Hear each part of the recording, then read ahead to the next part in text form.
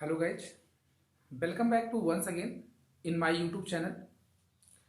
जैसा कि पिछले वीडियो में आपसे डिस्कस किया गया था कि जो भी वेपर प्रेशर आप सोल्यूशन होते हैं, मतलब बेलन का जो वाष्प दाब होता है, उनमें हमने आपसे कहा था कि सबस्टेंसेस जो होते हैं, मतलब कि बेलन का जो वाष्प दाब होगा वो नेचर आप सबस्टेंस के ऊपर डिपेंड करता है। ठीक है, तो सबस्टेंसेस हमने जो आपको बताए थे वो दो ढंग के बताए थे। एक बताया था ओलाटाइल और दूसरा बताया था नॉन ओलाटाइल। ओलाटाइल का जो पी नॉट था, मतलब कि जो भी उसका वेपर प्रेशर था, वो जीरो के इक्वल नहीं था। ठीक। और नॉन वोलाटाइल के जो वेपर प्रेशर थे वो जीरो के इक्वल थे। ठीक। दूसरी बात हमने आपसे बताई थी कि इसमें जो वोलाटाइल आपके होते हैं उनमें सबस्टेंसेस थे हमारे पास H2O, methanol, ethanol, benzene, toluene, etc। Non volatile में जो आपको बताया गया था उसमें थे आपके यूरिया, जिसका फार्मूला आपने बताया था NH2CO NH2 NH2CO NH2, जिसका मॉलिक्यूलर वेट आपने बताया था 60। दूसरा था आपके पास ग्लूकोज C6H12O6, जिसका आपने दिया था 180। फिर अगला था C12H22O11, ये था आपका सुक्रोज 342। ठीक है, 342। तो ये चीजें तो आपने बताई थी। मैंने आपको ये समझाया था कि ये नॉन वोलाटाइल है। मैंने नॉन वोलाटाइल सबस्टेंसेस की बात की थी आपसे। फिर इसके बाद वोलाटाइल सबस्टेंस बताए थे मैंने। ठीक। साथ ही साथ मैंने आपसे डिस्कस किया हुआ था कि जो वोलाटाइल आपके एलिमेंट्स होते हैं उनमें तीन एलिमेंट्स मैंने आपको बताए थे। एक था आपका जिंक, दूसरा था कैडमियम और तीसरा था मरकरी। ये ओलाटाइल एलिमेंट है, ओलाटाइल एलिमेंट। ठीक है, तत्व के रूप में। और जो इसके पहले मैंने आपसे डिस्कस किया वो ओलाटाइल सबस्टेंस थे। ठीक। तो आज हम लोग बात करने वाले हैं यहाँ पे कि जो ऐसे ऐसे सोल्यूशन की हम आपसे चर्चा करने वाले हैं जो क्या होंगे, वोलाटाइल, मतलब कि उनमें जो भी वेपर प्रेशर आप सोल्यूशन हमें बताया जा रहा है। देखिए, वेपर प्रेशर ऑफ सोल्यूशन। ठीक। तो वेपर प्रेशर ऑफ सोल्यूशन की आप चर्चा करने चल रहे हैं। सबसे पहले हमें जानना है कि सोल्यूशन में जो होते हैं वो दो कंपोनेंट, दो घटक होंगे। भाई हम यहाँ पे जो भी हमारा सिलेबस है उसमें सिर्फ स्पेशली दो कंपोनेंट की ही बात करने वाले हैं। ठीक है, तो आइए सोल्यूशन को अगर मैं यहाँ पे डिस्क्राइब करूं, पहले भी आप इसके फर्स्ट लेक्चर में पढ़ चुके हैं सोल्यूशन को। तो सोल्यूशन में आपने बताया था दो चीजें होती हैं, एक होता है सॉल्यूट और दूसरा होता है आपका सॉल्वेंट। ठीक, एक सॉल्यूट दूसरा सॉल्वेंट। क्लियर है? देखिए, जो सॉल्यूट और सॉल्वेंट से मिलते हैं वही आपके सॉल्यूशन तैयार करते हैं। अब यहां पर जो सॉल्यूट हमारा होगा, हम एक ऐसे सॉल्यूशन की बात करने चल रहे हैं जिसमें दोनों, यानी कि सॉल्यूट और सॉल्वेंट दोनों के दोनों कैसे होंगे, ओलाटाइल होंगे। ओलाटाइल, ओलाटाइल और ये भी ओलाटाइल। ठीक है, और हम अपनी सुविधा के लिए यहाँ पे सॉल्वेंट को ए मान लेते हैं और सॉल्यूट को बी मान लेते हैं, क्योंकि बार बार सॉल्वेंट और सॉल्यूट लिखा जाए तो अच्छा नहीं लगता। वैसे भी जानते हैं मार्कर की कम से कम बचत होगी इसी बहाने। ठीक है, तो देखिए, ए सॉल्वेंट माना हमने और सॉल्यूट बी मान लिया। ठीक है, तो अब आपके पास ये दोनों के दोनों कैसे होंगे, वोलेटाइल होंगे। मैं आपसे बात कर रहा था vapour pressure of solution, which मतलब कि दोनों जो कंपोनेंट होंगे इसके वो वोलेटाइल होंगे। Two volatile of the solution, मतलब कि विलयन में जो दोनों घटक हमारे होंगे वो कैसे रहेंगे, वोलेटाइल होंगे। ठीक है, तो अब देखिए, जब ये, और हमने आपसे एक और बताया था, एक वोलेटाइल और दूसरा नॉन वोलेटाइल, यानी कि सॉल्यूट हमारा नॉन वोलेटाइल होगा, सॉल्वेंट हमारा वोलेटाइल होगा। ऐसे भी सॉल्यूशन की हम आपसे चर्चा करेंगे। ठीक, तो आगे पहले इसकी चर्चा हम आपसे कर लेते हैं। जब दोनों के दोनों हमारे वोलेटाइल होंगे, जब वोलेटाइल दोनों सोल्यूशन हमारा होगा तो उसके अकॉर्डिंग हम आपसे डिस्कस करेंगे कि इस पर कौन सा नियम अप्लाई होगा। ठीक है ना, यानी कि जब सॉल्यूट और सॉल्वेंट दोनों के दोनों कैसे होंगे, वोलेटाइल होंगे, या सॉल्यूट आपका नॉन वोलेटाइल होगा, सॉल्वेंट आपके वोलेटाइल होंगे, तो ऐसे में कौन सा रूल अप्लाई करेंगे। ठीक है, तो इनमें दोनों तरह के जो सॉल्यूशंस आपको बताए जाएंगे उन पर अप्लाई किया जाएगा Raoult's law. Raoult's law most important है। ठीक है, कौन सा लॉ? Raoult law. क्लियर हो रही बात? अब देखिए, सॉल्यूट और सॉल्वेंट में अब हम इसका एक देखते हैं एग्जांपल कैसे होगा। और हाँ, जैसे ये बी था हमारा, हमने आपको समझाया था यहाँ पे कि पी नॉट बी। ठीक है, ये किसका है? पेवर, पेवर सॉल्यूट का वेपर प्रेशर। ठीक है, P not B is the pure solute का वेपर प्रेशर ना। और इसका क्या हो जाएगा? पी नॉट ए, यानी कि ये पेवर सॉल्वेंट का वेपर प्रेशर है। नॉट बताया था मैंने, केवल और केवल एक तरह का सॉल्यूशन, अर्थात जब पेवर सॉल्वेंट या सॉल्यूट की बात होगी तो आप नॉट का यूज करेंगे। क्लियर है सबको? आइए देखते हैं इसमें आगे, चीजों को नोट करते चलिएगा।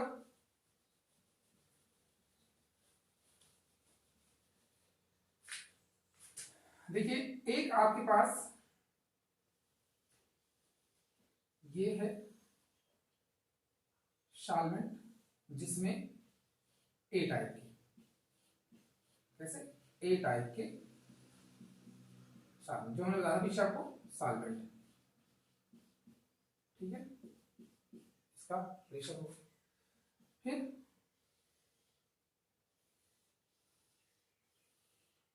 ये है हमारा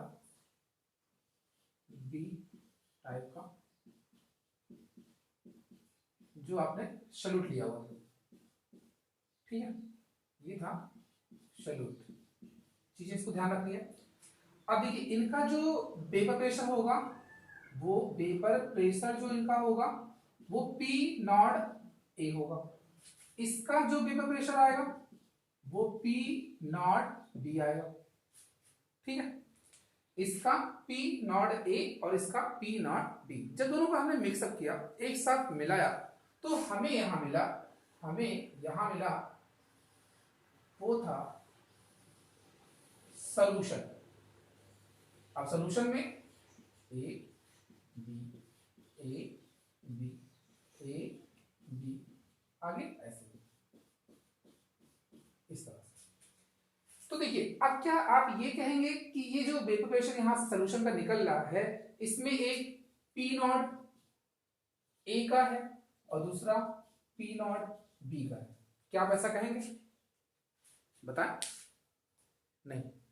तो मतलब क्या भाई, जब ये पेवर होगा मतलब कि केवल एक ही तरह का हो, यहां पे जैसे मिलता है कि केवल ए प्रकार की सॉल्वेंट है तो उसका जो वेपर प्रेशर था पी नॉट ए। जब पेवर सब्सटेंस की बात होगी तो आप ऐसा करेंगे। यहां तो अब क्या हो गया, एक से अधिक आ गया, इसलिए हम इस प्रेशर को पार्शियल प्रेशर बोलेंगे और इसे लिखेंगे पी ए और पी बी। ठीक है, सॉल्यूशन में जो ए आपका पार्टिकल है उसका जो प्रेशर होगा वो पार्शियल प्रेशर के रूप में जाना जाएगा, जिसे आप पी ए बोलेंगे, और बी वाले का पी बी बोला जाएगा। ठीक है, तो इस तरह से आपने जाना। अब यहां पे है क्या कि जो राउल्ट का लॉ कहता है कि यहां पर पी ए यानी partial pressure directly proportional to X A, जिसको आप चाहिए बोलते थे, P B proportional X B. This is the Raoult's law, Raoult's law. ठीक है, अब देखिए पी ए प्रोपोर्शनल चाहिए, मतलब कि इसमें आंशिक जो प्रेशर होगा, आंशिक जो दाब होगा वो उस घटक के मोल प्रभाज के समानुपाती होगा। मोल प्रभाज मतलब कि जितना फ्रैक्शन होगा, जितने ज्यादा वो टूटेंगे, भाई जितने ज्यादा कण वहां से बाहर निकलेंगे उतना ज्यादा उसका प्रेशर होगा। ठीक है ना, तो ऐसे ही बी वाले का भी होगा। तो यही था आपका राउल्ट का नियम। राउल्ट का नियम क्या कहता है ये देख लेते हैं कि विलयन में किसी भी जो भी विलय हैं या विलायक हैं, जो भी सब्सटेंस है वहां पे, विलयन में किसी पदार्थ का जो आंशिक दाब होता है वो घटक के मोल प्रभाज के समानुपाती होता है। घटक के मोल प्रभाज के समानुपाती होता है। ठीक है, घटक यहाँ पे हमने ए और बी के रूप में लिया हुआ है, उसका मोल प्रभाज एक्स ए और एक्स बी के रूप में होता है। तो आपने यहाँ बताया यही है आपका राउल्ट का नियम। ठीक है, इतनी बात समझ में आ रही सबको? आप देखिए, जब ये चीज आप समझ गया तो मैं यहाँ पे आपको समझा रहा था कि ये क्या था, चाहिए और चाहिए। राउल्ट के नियम को आपने यहाँ पे एक्सप्लेन कर दिया। अब इसका हम आगे यूज क्या करेंगे वो देख लेते हैं। आइए, चीजें जितनी बताई जा रही है इनको आप एक अच्छे से नोट्स पे नोट करते रहिए। और साथ ही साथ आपको बताया जाता है कि रिवीजन में आप अगर सभी को, जो भी आपके सहपाठी हैं, उन्हें भी रिवाइज करवाया कीजिए। ठीक है, आइए देखते हैं। यहाँ पे मैंने आपसे कहा क्या कि पी ए प्रोपोर्शनल है एक्स ए के, पी बी प्रोपोर्शनल है एक्स बी के। ठीक है, जिसको आप चाई ए चाई बी पढ़ते हैं। ठीक है, तो अब देखिए, जब मैं इसका यूज कर रहा हूं यहाँ पे, तो मैंने इस सिंबल को हटाया, ये पी ए, यहाँ पे के एक्स ए लिख दिया है, चाई ए लिखा। हाँ, अब देखिए, जैसे आप बुकों में देखेंगे क्या होगा कि जो ये के है डायरेक्टली इसके स्थान पर पी ए नॉट यूज कर लिया जाता है। अब वो कैसे यूज किया जाता है, ठीक है, इसकी चर्चा करते हैं। देखिए, जब यहाँ पे एक्स ए आया है, तो भाई अगर किसी भी सॉल्यूशन में मोल फ्रैक्शन की हम आपसे बात कर रहे हैं, तो उनमें जितने भी घटक आए, दोनों का मोल प्रभाजों का योग कितना आना चाहिए, एक आना चाहिए। ऐसे में मेरे पास यहाँ पर एक्स ए है, तो एक्स बी यहाँ पे क्या होगा, जीरो होगा। इसके लिए एक्स बी क्या होगा, जीरो होगा। और एक्स ए क्या होगा, एक, क्योंकि भाई दोनों का योग कितना आना चाहिए, एक आना चाहिए। आप ये सोच रहे हैं कि सर जब इसमें बी है ही नहीं, तो भाई बी नहीं तभी तो जीरो माना जा रहा है ना, बी नहीं है तभी तो जीरो मान रहे हैं। तो जब जीरो इसका हो गया तो ए का कितना होगा, एक होगा ना। बात समझ में आ रही? क्योंकि दोनों मोल प्रभाज जितने भी घटक हों, सबके मोल प्रभाजों का योग कितना आना चाहिए, एक आना चाहिए। तो देखिए यहाँ पे एक आएगा। अब आप इस वैल्यू को जब यहाँ रखेंगे तो देखिए क्या मिलेगा, P A is equal to K into one, P A is equal to K. अब देखिए, ये पी ए किसका है, ए का, पार्शियल प्रेशर है, अकेला यही तो है। तो ये पार्शियल प्रेशर जो होगा वो उसके वेपर प्रेशर के इक्वल होगा। भाई जब ए का प्रेशर, तो ए अकेला ही है ना, तो जब ए अकेला ही है तो ऐसी स्थिति में क्या होगा कि उसके पार्शियल प्रेशर जो होंगे वो वेपर प्रेशर के इक्वल होंगे। ठीक है, तो इसी के इक्वल हम यहां मान लेते हैं। जैसे यहां पे अगर हम बात करते हैं, पहले इसको लिख सकते हैं P A equal to P A naught X A, और दूसरा आपका हो जाएगा इसी के according P B equal to P B not X B. ठीक, तो ये था आपका पहला जो राउल्ट का नियम आपको बताया जा रहा है।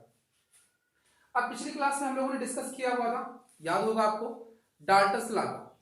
डाल्टन्स लॉ में आपने बताया था कि जो पार्शियल प्रेशर्स होते हैं उनका सब उस पूरे जो भी पात्र का प्रेशर होता है उसके इक्वल होते हैं। दैट मींस अगर मैं यहाँ पे पी टोटल की बात करूं आपसे, पी टोटल पूरा टोटल प्रेशर इसका, तो ये P A plus P B, यहाँ ये मैथमेटिकल रूल नहीं अप्लाई कर रहे हैं हम आपसे, ये डाल्टन्स रूल को बताया जा रहा है। ठीक है, तो डाल्टन्स लॉ आपने पढ़ा हुआ था। देखिए P A plus P B, आप इसको जब यहां अप्लाई करेंगे तो P A X A plus P not B X B, तो ये था पी टोटल का। अब आप जानते हैं यहां पे जानते हैं, चूंकि X A plus X B equal to one, अब चाहे एक्स ए के टर्म में चाहे एक्स बी के टर्म में किसी का मान निकाल सकते हैं आप, वन माइनस एक्स बी लिख सकते हैं ना। यहां तक बात समझ में आ रही? तो अब देखिए आप इसके बाद क्या करते हैं,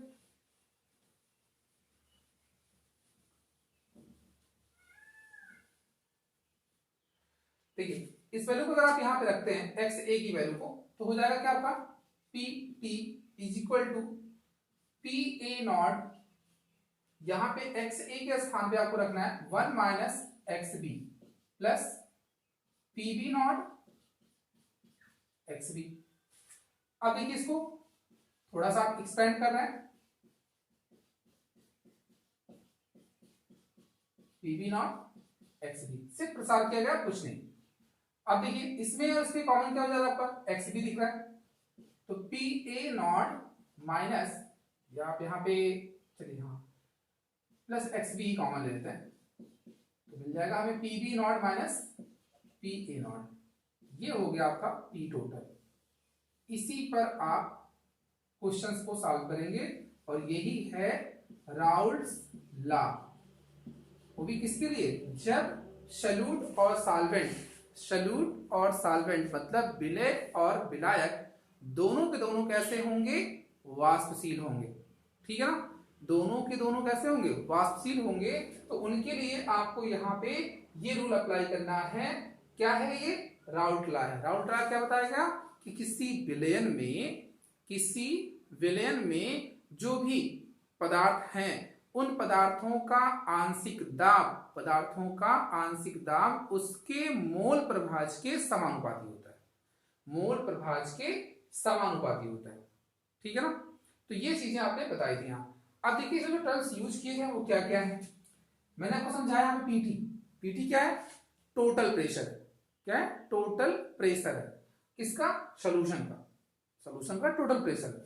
ये पी ए नॉट यानी कि जो फिक्स, ए क्या था हमारा, सॉल्वेंट था, तो केवल सॉल्वेंट का वाष्प दाब यहाँ पे। एक्स बी क्या था, बी क्या था, याद आया ना पीछे, सॉल्यूट ना, तो वी क्या है यहाँ पे, एक्स बी विलय का मोल प्रभाज है। किसका, विलय का मोल प्रभाज है। यहाँ पे पीवी नॉट क्या है, पीवी नॉट बताया था वहां पे पेवर, ठीक है, पेवर सॉल्वेंट, बी वहां पे क्या था, सॉल्वेंट था, तो उस पेवर सॉल्वेंट का, सॉरी बी वहां पे सॉल्यूट था, उस सॉल्यूट का क्या था, यहाँ पे प्रेशर था, है ना, तो पेवर सॉल्यूट का वेपर प्रेशर और ये पेवर सॉल्वेंट का वेपर प्रेशर। ठीक है, तो इस पे बेस्ड जो न्यूमेरिकल्स होंगे हमारे, हम उनकी चर्चा आपसे करेंगे। और इस पर जो भी बोर्ड एग्जाम में साथ साथ कॉम्पिटिटिव एग्जाम में क्वेश्चन रखे जाते हैं राउल्ट्स लॉ पे, वो मिलते हैं आपको। वेरिएशंस में आगे चेक करवाऊंगा आपको कैसे कैसे वेरिएशंस इससे मिलते हैं। तो इस पे देखिए जो भी चीजें ज्यादा यूजुअल होंगी, मैंने आपको समझाया हुआ था कि यहाँ पर मोल प्रभाज कैसे निकालते हैं। एक बार मैं फिर से इस वीडियो में डिस्कस करता हूँ इसको, और फिर आप इस पर बेस्ड न्यूमेरिकल्स की चर्चा करेंगे। तो आइए देखते हैं, इसी को एक बार देखिएगा अच्छे से, रिवीजन कीजिएगा डेरिवेशन का। कुछ डाउट्स होते हैं तो कमेंट बॉक्स में दीजिएगा। और कल मैंने आप लोगों से एक डिस्कस किया था टॉपिक को लेकर, वो थी ऑर्गेनिक केमिस्ट्री। तो इसमें से मुझे लगता है सिर्फ 2-4-10% लोग ही एक्टिव हैं पढ़ने के लिए, तो मुझे उचित नहीं लगता कि मैं ऑर्गेनिक को यहाँ पे शुरू करूं। ठीक है, जैसे कोई चीज ये है कि अगर जब तक आप अपनी सक्रियता को नहीं दिखाएंगे तो मेरे अकेले एक्टिव होने से कोई फायदा नहीं मिलेगा। और ऐसा है नहीं कि आपको वो टॉपिक पढ़ना नहीं है ना, जो भी स्टडी से रिलेटेड है, जो भी क्लास 12 के स्टूडेंट्स हैं अभी प्रेजेंट टाइम में और आगे जो स्टडी कर रहे हैं इस एकेडमिक सेक्टर से जुड़े हुए हैं, उनमें ये श्योर है कि इससे रिलेटेड क्वेश्चन जरूर रखे जाते हैं और ऑर्गेनिक एक सबसे अच्छा टॉपिक माना जाता है। तो मैं ये समझता हूं कि अगर आपको इस बात की थोड़ी सी भी फिक्र होती कि हाँ हमें ऑर्गेनिक पढ़ना है, तो सब लोग इसमें पार्टिसिपेट करते हैं। मैंने आपसे कहा था कि जितने भी सब्सक्राइबर है उसका 30% मुझे रिस्पॉन्स मिला तो मैं टॉपिक को स्टार्ट कर दूंगा, लेकिन ऐसा कुछ आया नहीं। विशेष इसमें ऐसे बहुत ज़्यादा 2-4, मैं अगर पूरा इसका कंप्लीट वो बताऊं जो रिजल्ट आया था इसका, तो 10%। ठीक है, मतलब कि 30 से 35 लोगों ने ऐसा रिप्लाई किया व्हाट्सएप नंबर पर। तो ऐसे में मैं आपसे ये कहना चाहता हूं कि आज मैं फिर से एक, आप ये समझिए, एक बार फिर से आपसे कहना चाह रहा हूं कि आप ऑर्गेनिक अगर पढ़ना चाहते हैं तो जो भी आपके ग्रुप हैं, स्टडी रिलेटेड ग्रुप्स हैं, उनमें इनको पहले शेयर कीजिए, लोगों से डिस्कस कीजिए। ऑर्गेनिक का एक सिर्फ डेमो क्लास वो अगर ज्वाइन करें, है ना, और अगर अच्छी लगे तो फिर आगे आप डिस्कस करिए कि हाँ हमें पढ़ना है कि नहीं पढ़ना है, जैसा भी कुछ रहेगा वो हम आगे इस पर चर्चा करेंगे आपसे। आइए पहले थोड़ी सी बात कर लेते हैं यहाँ मोल प्रभाज को लेकर। मोल प्रभाज मैंने बताया था, जैसे मान लीजिए एक्स ए का मोल प्रभाज आप नंबर ऑफ मोल्स ए जिसका भी निकालते थे, टोटल नंबर ऑफ यहाँ पे सोल्यूशन में। इस तरह से एक्स बी आपने बताया था एन बी अपान Na+NB। दूसरी चीज हमने आपसे डिस्कस की थी कि जितने भी घटक होते हैं उन सभी घटकों का जो मोल प्रभाज होता है उनका योग 1 आता है, मतलब XA + XB = 1, ये आना चाहिए। सपोज करो मैंने कहा कि A के मोलों की संख्या 1 है और B के मोलों की संख्या 2 है, ठीक है। A के मोलों की संख्या 1 है, B के मोलों की संख्या 2 है, तो उनका मोल प्रभाज क्या क्या आएगा? देखिए A के मोलों की संख्या 1 थी, B के मोलों की संख्या कितनी थी? 2 थी, तो कुल मोल कितने हुए? 3। ऐसे ही B वाले का कितना हुआ? 2 था, कुल मोल कितने हुए? 3। दोनों को आप ऐड करेंगे 1/3 + 2/3 मींस 3/3, वैल्यू कितनी आई? 1 आई, यानी कि ये रिजल्ट आपका सही होगा। तो इस तरह से आप आसानी से ये डिस्कस कर सकते हैं आप कि मोल प्रभाज से संबंधित क्या प्रश्न आपको मिलेंगे। मोल प्रभाज को हमने पिछले वीडियो में डिस्कस किया हुआ था, आप उसे सर्च करिएगा, आपको इसका परफेक्ट वहां पे जो वेरिफिकेशन जो इसका सोल्यूशन होगा वो आपको दिखाया गया वहां पे। तो इसके बेस्ड जो हमने अभी राउल्ट्स लॉ पढ़े हुए हैं जिनमें दोनों के दोनों वाष्पशील पदार्थ थे, उस पर आधारित प्रश्नों की चर्चा हम आपसे करेंगे अगले वीडियो में। तो वीडियो को अधिक से अधिक शेयर कीजिए, लाइक कीजिए और अंत में सब्सक्राइब कीजिए। और हाँ, अंत में एक बात ये कहना चाह रहा हूँ कि ऑर्गेनिक पर अपनी प्रतिक्रिया आप लोग जरूर दें, जो भी लोग पढ़ना चाहते हैं। मैं आपसे फिर से कह रहा हूँ कि टोटल जितने भी सब्सक्रिप्शंस हैं इसमें, जो भी सब्सक्राइब पर्सन हैं इसमें, उसका 30% रिजल्ट अगर मुझे मिला तो मैं वीडियो को कंटिन्यू करूँगा। ठीक है, चलिए, धन्यवाद।